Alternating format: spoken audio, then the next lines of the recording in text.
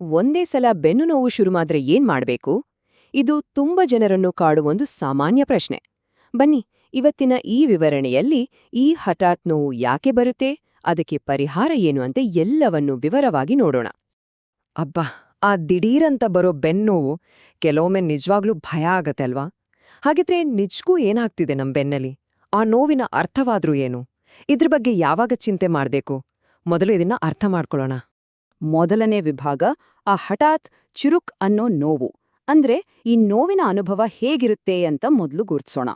ನೋಡಿ, ನಾವಿಲ್ಲಿ ಮಾತಾಡ್ತಿರೋದು ನಿಧಾನವಾಗಿ ಬಂದು ಜಾಸ್ತಿ ಆಗೋ ನೋವಿನ ಬಗ್ಗೆ ಅಲ್ಲ. ಇದು ಇದ್ದಕ್ಕಿದ್ದಂತೆ ಯಾವುದೇ ವಾರ್ನಿಂಗ್ ಇಲ್ದೇ ಬರೋ ತೀವ್ರವಾದ ನೋವು.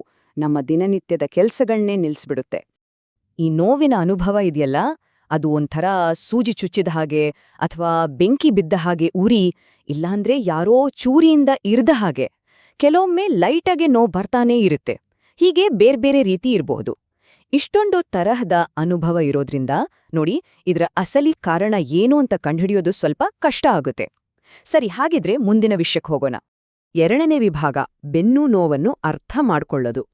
ಸರಿ, ಈ ನೋವು ಯಾಕೆ ಬರುತ್ತೆ? ಬನ್ನಿ, ಇದರ ಹಿಂದಿರೋ ಕೆಲವು ಸಾಮಾನ್ಯ ಕಾರಣಗಳನ್ನ ಒಂದೊಂದಾಗಿ ನೋಡೋಣ. ಇದು ಸಿಂಪಲ್ ಮಸಲ್ ಸ್ಟ್ರೇನಿಂದ ಹಿಡಿದು ಸ್ವಲ್ಪ ಗಂಭೀರ ಸಮಸ್ಯೆಗಳವರೆಗೂ ಇರ್ಬೋದು. ಇಂಟ್ರೆಸ್ಟಿಂಗ್ ಅಂದ್ರೆ, ಈ ನೋವಿಗೆ ಹೆಚ್ಚಾಗಿ ಕಂಡುಬರೋ ಕಾರಣ ತುಂಬಾ ಸರಳವಾದದ್ದು. ಅದೇ ಸ್ನಾಯು ಸೆಳೆತ ಅಥವಾ ಮಸಲ್ ಸ್ಟ್ರೇನ್. ಏನಾದ್ರೂ ತಪ್ಪು ರೀತಿಯಲ್ಲಿ ಭಾರ ಎತ್ತಿದಾಗ ಅಥವಾ ದಿಢೀರಂಟ ತಿರುಗಿದಾಗ ಸ್ನಾಯುಗಳಿಗೆ ಪೆಟ್ಟು ಬಿದ್ದು ಇದು ಆಗತ್ತೆ.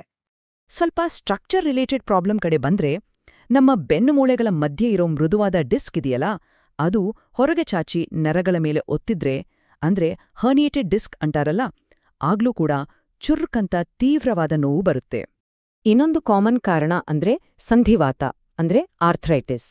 ಇದು ಸಾಮಾನ್ಯವಾಗಿ ವಯಸ್ಸಾದಂತೆ ನಮ್ಮ ಬೆನ್ನು ಮೂಳೆಯ ಕೀಲುಗಳಲ್ಲಿ ಸವೆತ ಉಂಟಾದಾಗ ಆಗುತ್ತೆ. ಇದರಿಂದ ಬೆನ್ನು ಬಿಗಿದುಕೊಂಡು ನೋವು ಬರೋದೆಲ್ಲ ಆಗುತ್ತೆ.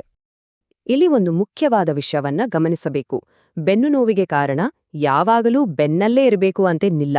ಕೆಲವೊಮ್ಮೆ ಕಿಡ್ನಿ ಸಮಸ್ಯೆಗಳು ಅಂದ್ರೆ ಸ್ಟೋನ್ಸ್ ಅಥವಾ ಇನ್ಫೆಕ್ಷನ್ ಅಥವಾ ಮಾನಸಿಕ ಒತ್ತಡದಿಂದಲೂ ಕೂಡ ಬೆನ್ನು ನೋವು ಬರಬಹುದು.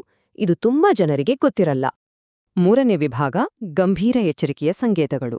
ಸರಿ, ಈಗ ಅತಿ ಮುಖ್ಯವಾದ ವಿಷಯಕ್ಕೆ ಬರೋಣ. ಯಾವಾಗ ಈ ನೋವು ಏನೋ ಗಂಭೀರ ಸಮಸ್ಯೆಯ ಸೂಚನೆ ಅಂತ ತಿಳ್ಕೋಬೇಕು? ಯಾಕಂದ್ರೆ ಕೆಲವು ಲಕ್ಷಣಗಳನ್ನ ನಾವು ಯಾವತ್ತೂ ನಿರ್ಲಕ್ಷ್ಯ ಮಾಡಬಾರ್ದು. ಈಗ ನಾವು ಮಾತಾಡೋ ವಿಷಯವನ್ನ ತುಂಬಾ ಸ್ಪಷ್ಟವಾಗಿ ಅರ್ಥ ಮಾಡ್ಕೋಬೇಕು. ಮುಂದಿನ ಸ್ಲೈಡ್ನಲ್ಲಿರೋ ಲಕ್ಷಣಗಳೇನಾದ್ರೂ ಕಾಣಿಸ್ಕೊಂಡ್ರೆ ತಕ್ಷಣವೇ ಡಾಕ್ಟರ್ ಹತ್ರ ಹೋಗ್ಬೇಕು ಅಂತ ಅರ್ಥ. ನೋಡಿ, ಈ ಲಕ್ಷಣಗಳ ಬಗ್ಗೆ ಕಾಯೋ ಹಾಗಿಲ್ಲ. ವಿಶ್ರಾಂತಿ ತಗೊಂಡ್ರೂ ಕಡಿಮೆ ಆಗದ ತೀವ್ರ ನೋವು, ಕಾಲ್ಗಳಲ್ಲಿ ಮರಗಟ್ಟೋದು, ನಡೆಯೋಕ್ ಕಷ್ಟ ಆಗೋದು, ಮಲಮೂತ್ರದ ಮೇಲೆ ಕಂಟ್ರೋಲ್ ಇಲ್ದ ಹಾಗಾಗೋದು, ನೋವಿನ ಜೊತೆ ಜ್ವರ, ದೊಡ್ಡದಾಗ್ ಬಿದ್ದ ಮೇಲೆ ನೋವು ಶುರುವಾಗೋದು ಅಥವಾ ಕಾರಣವೇ ಇಲ್ದ ತೂಕ ಇಳಿಯೋದು, ಇವುಗಳಲ್ಲಿ ಯಾವುದಿದ್ರೂ ತಕ್ಷಣ ವೈದ್ಯಕೀಯ ಚಿಕಿತ್ಸೆ ಬೇಕೇ ಬೇಕು. ನಾಲ್ಕನೇ ವಿಭಾಗ, ಬೆನ್ನಿಗೆ ಪ್ರಥಮ ಚಿಕಿತ್ಸೆ. ಸರಿ, ಒಂದು ವೇಳೆ ಆ ಅಪಾಯಕಾರಿ ಲಕ್ಷಣಗಳೆಲ್ಲ ಏನೋ ಇಲ್ಲ ಅಂದ್ರೆ ಚಿಂತೆ ಬೇಡ. ಕಡಿಮೆ ನೋವಿದಾಗ ಮನೆಯಲ್ಲೇ ಮಾಡ್ಬೋದಾದ ಕೆಲವು ಮೊದಲ ಹಂತಗಳನ್ನ ನೋಡೋಣ. ಮೊದಲನೇಗೆ, 1-2 ದಿನ ಸ್ವಲ್ಪ ವಿಶ್ರಾಂತಿ ತೆಗೆದುಕೊಳ್ಳಿ. ಆದ್ರೆ ತುಂಬಾ ದಿನ ಬೆಡ್ ರೆಸ್ಟ್ ಮಾಡೋದು ಒಳ್ಳೇದಲ್ಲ. ಮೊದಲ 48ರಿಂದ 72 ಗಂಟೆಗಳ ಕಾಲ ಐಸ್ ಪ್ಯಾಕ್ ಇಡಿ. ಆಮೇಲೆ ಬಿಸಿ ಶಾಖ ಕೊಡ್ಬೋದು. ಸಾಮಾನ್ಯ ನೋವು ನಿವಾರಕಗಳನ್ನ ವೈದ್ಯರ ಸಲಹೆ ಮೇರೆಗೆ ತಗೋಬೋದು. ತೀವ್ರವಾದ ನೋವು ಸ್ವಲ್ಪ ಕಡಿಮೆ ಆದ್ಮೇಲೆ ನಿಧಾನವಾಗಿ ಸ್ಟ್ರೆಚ್ ಮಾಡೋದ್ರಿಂದ ಬೇಗ ಗುಣ ಆಗುತ್ತೆ.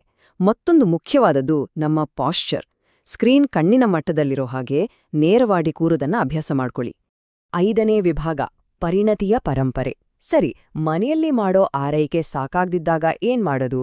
ನೋವು ಹೋಗದಿದ್ದಾಗ ತಜ್ಞರ ಸಹಾಯ ಬೇಕೇ ಬೇಕು. ಆಗ ಸರಿಯಾದ ತಜ್ಞರ ಹತ್ರ ಹೋಗೋದು ತುಂಬಾ ಮುಖ್ಯ.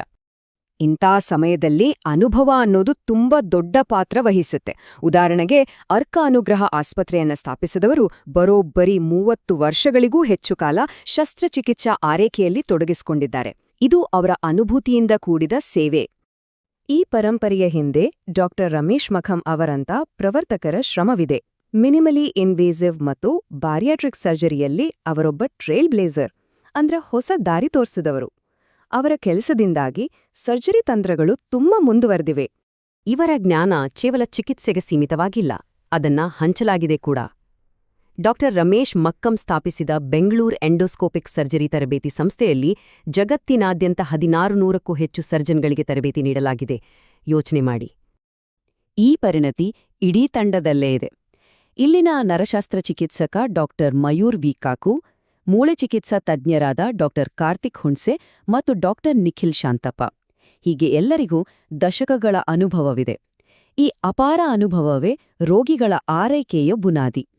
6ನೇ ಹಾಗೂ ಕೊನೆಯ ವಿಭಾಗ, ಆರೋಗ್ಯದ ಕಡೆಗೆ ನಮ್ಮ ದಾರಿ.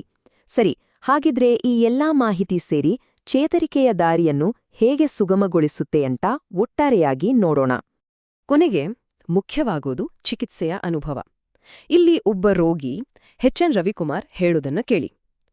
ಡಾಕ್ಟರ್ ರಮೇಶ್ ಮಕಂ ಅವರ ಕೌಶಲ್ಯಪೂರ್ಣ ಕೈಗಳು ಮತ್ತು ಸಹಾನುಭೂತಿಯ ಮನೋಭಾವಕ್ಕೆ ನಾನು ಆಭಾರಿ. ಆಸ್ಪತ್ರೆ ಮತ್ತು ಸಿಬ್ಬಂದಿ ತುಂಬಾ ಸಹಕಾರಿ ಮತ್ತು ಸಮರ್ಥರಾಗಿದ್ರು. ನನಗೊಂದು ಅತ್ಯುತ್ತಮ ಅನುಭವ ಸಿಕ್ಕಿತು ಅಂದಿದ್ದಾರೆ. ಅಂದ್ರೆ ಚೇತರಿಕೆಯ ಹಾದಿಯಲ್ಲಿ ಕೌಶಲ್ಯದ ಜೊತೆ ಕಾಳಜಿಯೂ ಅಷ್ಟೇ ಮುಖ್ಯ ಅನ್ನೋದಕ್ಕೆ ಇದೇ ಸಾಕ್ಷಿ. ಹಾಗಿದ್ರೆ ಮುಂದಿನ ಬಾರಿ ಆ ಬೆನ್ನು ನೋವು ಬಂದಾಗ ಯೋಚಿಸಿ, ನಮ್ಮ ದೇಹ ನಮ್ಗೆ ಏನು ಹೇಳಲು ಪ್ರಯತ್ನಿಸುತ್ತಿದೆ. ಆ ನೋವನ್ನು ಸುಮ್ಮನೆ ಸಹಿಸ್ಕೊಳ್ಬೇಡಿ. ಅದರ ಮಾತನ್ನು ಕೇಳಿ, ಅರ್ಥ ಮಾಡ್ಕೊಳ್ಳಿ ಮತ್ತು ಆರೋಗ್ಯದ ಕಡೆಗೆ ಸರಿಯಾದ ಹೆಜ್ಜೆಯನ್ನು ಇಡಲು ಸಿದ್ಧರಾಗಿ.